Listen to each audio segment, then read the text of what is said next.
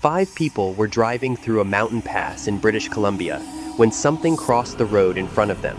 Not an animal, not a person. Whatever it was, it cleared the road in 2 strides, then dropped over a barrier into a ravine so steep that a human being hitting that descent at that speed would not survive it. All 5 of them screamed at exactly the same moment. They stopped the car, got out, looked over the edge. Nothing below. No sound, no movement, no trail through the vegetation that showed anything had passed through.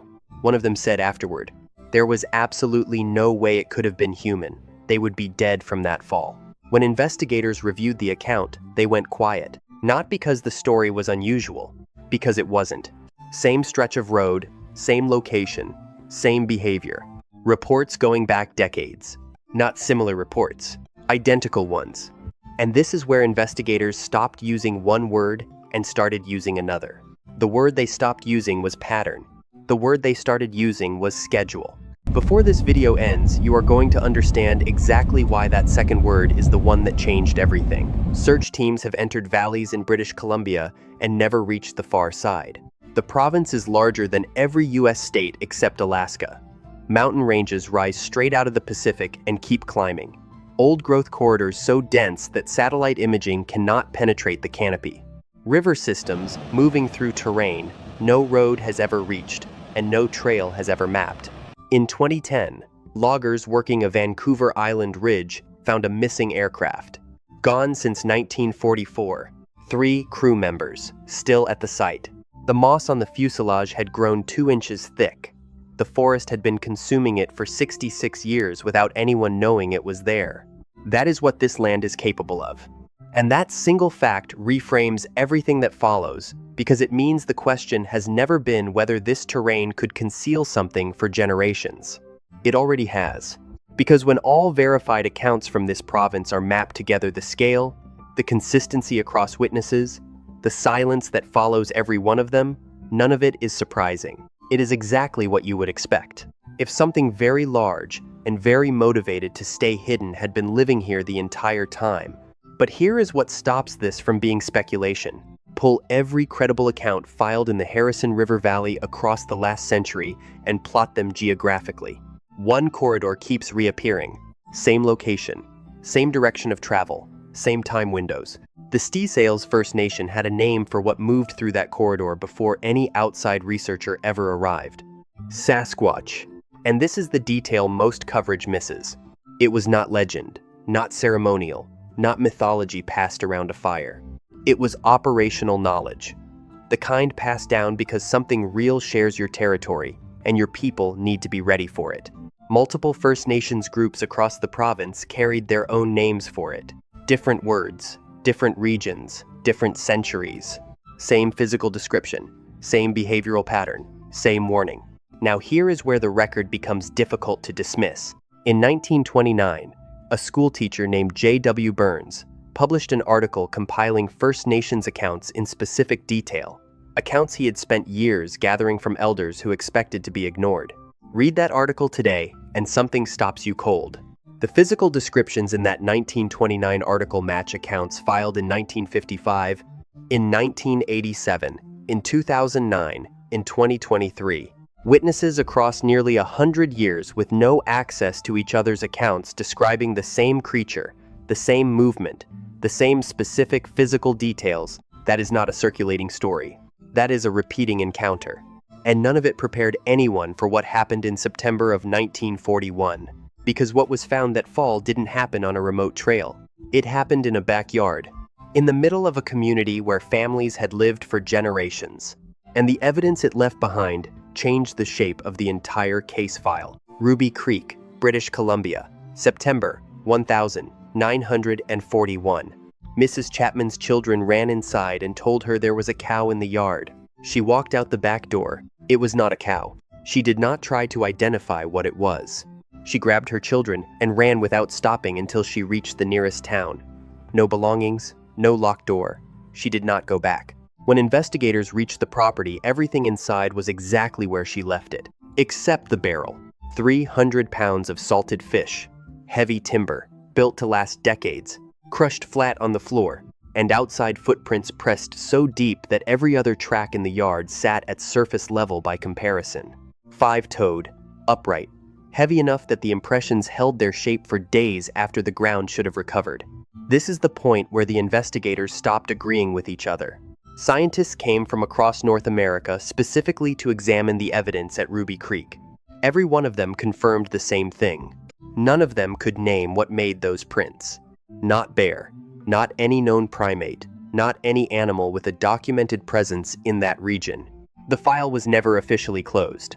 But that's not what makes Ruby Creek significant. What makes Ruby Creek significant is what happened in the same valley 68 years later with the same corridor, the same print structure, and a hunter who left mid-trip because he understood in one instant that he had no viable option if what was standing in those alders decided to move. But that comes later. First 1955. An account so precisely documented it has survived 70 years of scrutiny without a single detail being disproven. 14 years after Ruby Creek, a hunter named William Rowe was working British Columbia's Rocky Mountain region when something entered a clearing ahead of him. Downwind, sitting in shadow, it hadn't detected him. He watched it for several minutes, long enough to be certain of what he was observing before it finally noticed him and withdrew. No charge, no threat display, no aggression. It assessed him and chose to leave. Rowe was an experienced hunter with years of fieldwork behind him. He knew how to separate what he was actually seeing from what he expected or feared to see. What he described: upright, brown hair, flat face, body proportions matching nothing in the Rocky Mountain Wildlife Catalog. A biologist reviewed his account years later. She didn't focus on the size or the appearance. She focused on the movement. The way it crossed that clearing fluid, continuous, center of gravity, sitting between a bear's and a human's, moving in a pattern that fit neither category and matched nothing she had documented across 12 years in the field. And this is where the account stops being dismissible. She was not asked whether it was real. She was asked what animal moved that way. She had no answer. Not because she refused, because no such animal existed in any catalog she could access. After William Rowe, the working assumption was simple. These encounters happened in remote terrain, wilderness, places that justified the distance from anywhere people lived. That assumption turned out to be wrong. Early 1960s, Courtenay, Vancouver Island. Not a trail, not a logging road, a residential street. A family arrived home late, snow on the ground. Their breath showed in the headlights as they stepped out of the car. The daughter looked across the street. Something was standing in the ditch, attempting to conceal itself behind a telephone pole. The father saw it. He didn't pause, didn't look twice. Get in the house. They ran. 2 days later, and this is the detail the investigation couldn't account for, the daughter looked out her bedroom window. A line of footprints crossed the yard toward the fence at the back, 4.5 feet high. The stride did not change at the fence. No shortening, no repositioning, no compression indicating a push or a jump. It had stepped over. The stride on the other side matched the stride before it exactly. The fence was not an obstacle. It was not even a consideration. The neighboring property kept sheep, 12 of them. On multiple occasions, no pattern, no warning. The neighbor walked out in the morning and counted again. 11. No fence damage, no blood, no disturbance during the night, no sign that anything had entered the property at any point. Just 11 where 12 had been. The sheep didn't panic. There was no evidence of struggle, no wool caught on the fence line, no tracks on the neighbor's property that the rain hadn't already softened beyond identification. Thomas Steenberg, who investigated this account, described what that means physically. If you're 8 feet tall, sheep aren't going to be afraid of you. You step over the fence, tuck one under the arm, walk off. No struggle, no drama, just logistics. Fall of 2009, Ruby Creek Valley. Same corridor where Mrs. Chapman ran in 1941. 68 years later, a hunter on a spur road, swamp to his left, still morning air, the kind of quiet that means nothing in the area has moved in hours. Then something exploded out of the alder growth beside him. A rock the size of a basketball hit the swamp hard enough to throw water across the path where he was standing. He didn't move. The trajectory was wrong for ground level. It came from inside dense brush, at height, with force that nothing in that valley's documented wildlife could produce. He looked toward the alders. Something stood up. He told investigators one thing about that moment that they returned to in every subsequent review of his account. When it reached its full height, he knew, immediately and completely, that if it chose to close the distance between them, he would have no time to react. Not run, not raise a weapon, not form a single thought. It would have covered that ground before his body registered what was happening. He left the valley, didn't finish the trip, didn't go back that season. 3 days later, Steenberg walked into those alders with 2 other researchers. Ground near the creek, soft from recent rain. One print, clean, deep. One large toe displaced further forward than the rest. Weight distribution across a structure that matched nothing in the known wildlife catalog. Ruby Creek. Same corridor. 68 years apart. And this is the point where the data stopped being incidents.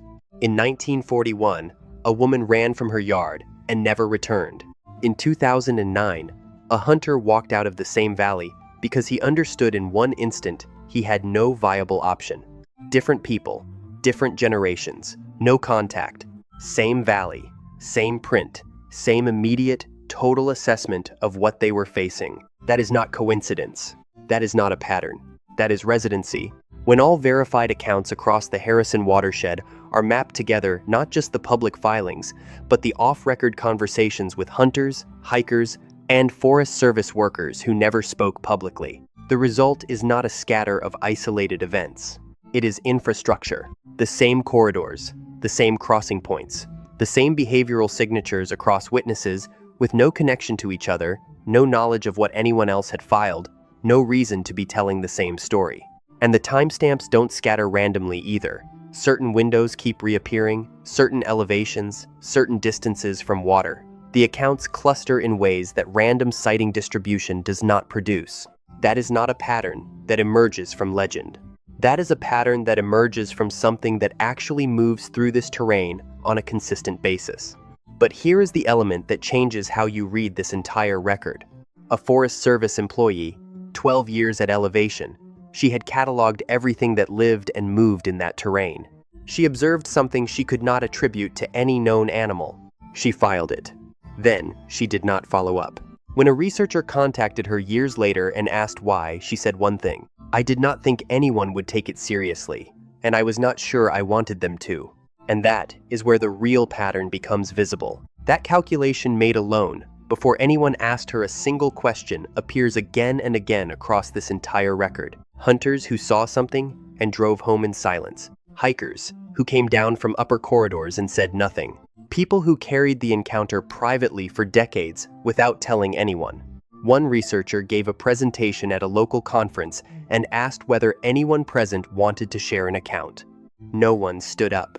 Over the 3 days that followed, in hallways, parking lots, walking between exhibits, people approached him individually, eyes scanning the room first. "Are you the Sasquatch guy?"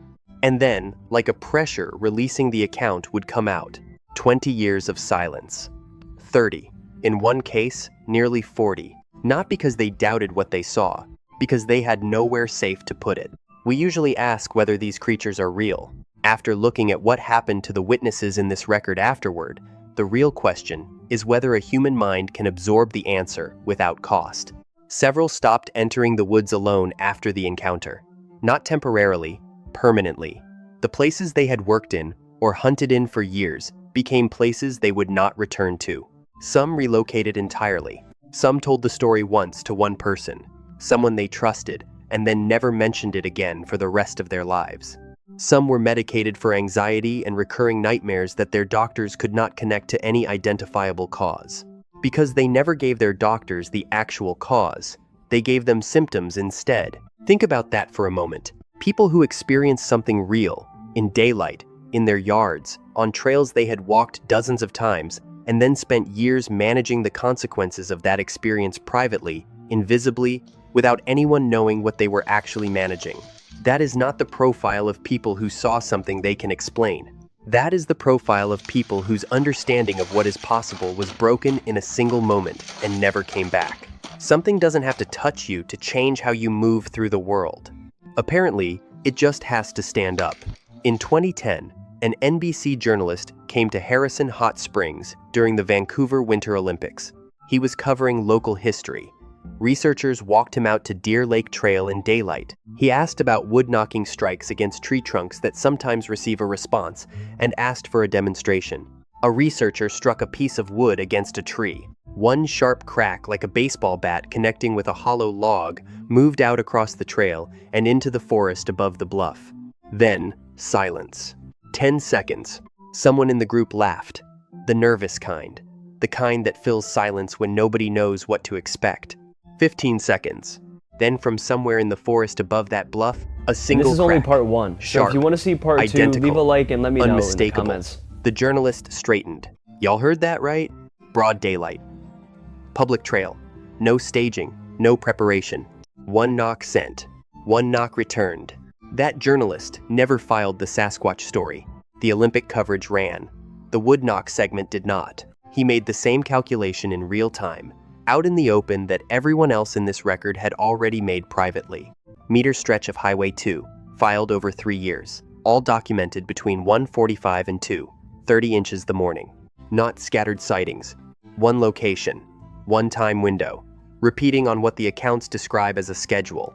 A driver who witnessed a crossing told investigators, "It's not crossing the road randomly, it's crossing the road there." He still drives that route every week, still passes that stretch. He told investigators something else recently. Once, maybe last fall, he thinks the crossing shifted, a mile north of where the accounts cluster. He can't verify it. He might be misremembering, but he's also started watching the road differently now. Not looking for something, just aware that something might be looking back. Thomas Steenberg has worked this territory for decades. He tests every account against every alternative explanation he can build before he considers what's left. He has closed cases, other researchers accepted. He has identified hoaxers that others missed. He has driven out inconsistencies that looked like evidence. He is not someone who sees what he wants to see. In March of 2004, on Harrison Lake, a jet-black upright figure crossed a cut line a mile above the water and disappeared into the tree line. He has not changed his statement since. If that was a Sasquatch, I've seen one. If it wasn't, I still have not. A man who built his reputation on eliminating every other explanation. Left with one observation: that elimination never closed. After everything in this record, Ruby Creek, the residential encounter, the watershed infrastructure, the witnesses who carried this privately for 30 and 40 years, the wood knock no one broadcast, the road that runs on a schedule, one detail holds across every account. Every decade, every witness background, every entry point into these mountains. Massive scale. Human movement. Silence where there should be sound. Decision-making where instinct should be the limit. And a documented ability to disappear into terrain that should make disappearing impossible. Every witness arrived at the same conclusion independently. What they experienced was real, and saying so openly was a cost none of them were willing to pay. Different people, different decades, no contact. Same calculation, every time. Go back to the 5 people at the start of this video. Mountain pass. Cold night. Something crossing in 2 strides before dropping into a ravine no human survives. They screamed. They stopped. They looked over the barrier. They saw nothing below. No sound. No movement. No trail. And then they drove away. They went home. They told people what happened, or they didn't. They tried to put it somewhere that made sense, and maybe they couldn't. What no one told them, what they have no way of knowing, is that they are in this record now. Alongside Mrs. Chapman's footprints from 1941, William Rose Clearing from 1955. The NBC journalist who came back from the Olympics with footage he never aired. The Forest Service employee who filed once and then went quiet. All of them entered something without a name. All of them made the same decision afterward. And next month, when we go back into the Harrison watershed at 3 a.m. in the upper corridor, in the window, the accounts say they prefer. We will be making the same decision. Drop one word in the comments: documented or explainable.